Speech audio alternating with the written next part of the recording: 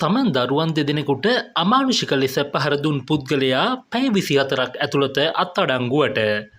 තම දරුවන් දෙදෙනාට අමානුෂික ලෙස පහර දී එම සිදුවීම වීඩියෝගත කර සිය බිරිඳ වෙත යවූ බව කියන පුද්ගලයෙකු පැය 24ක් ඇතුළත අත්අඩංගුවට ගැනීමට කටයුතු කළ බලංගොඩ පින්නවල පොලිසියට අපගේ ප්‍රශංසාව.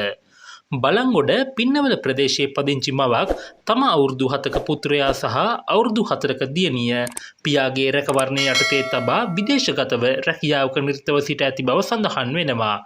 එම අවස්ථාවේදී බිරිඳ තම දුරකථන ඇමතුමට ප්‍රතිචාර නොදැක්වීම සම්බන්ධයෙන් ඇති වූ කෝපය හේතුවෙන් දරුවන් දෙදෙනාට ඔවුන්ගේ පියා විසින් අමානුෂික ලෙස පහර දී ඇති බවත් එම පහර දීම සිය ජංගම දුරකථනයෙන් වීඩියෝ කර බිරිඳට යවා ඇති බවත් වාර්තා වෙනවා.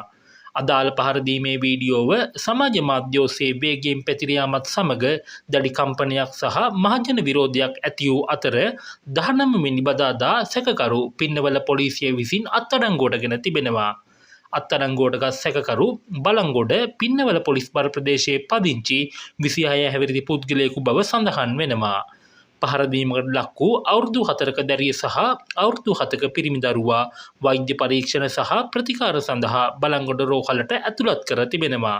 සිද්ධියට හේතුව සහ පසුබිම සම්බන්ධයෙන් වැඩිදුර විමර්ශන සිදු කරන අතර සැකකරුට එරෙහිව ඉදිරි නීතිමය ක්‍රියාමාර්ග ගැනීමට පින්නවල පොලිසිය කටයුතු කරනවා.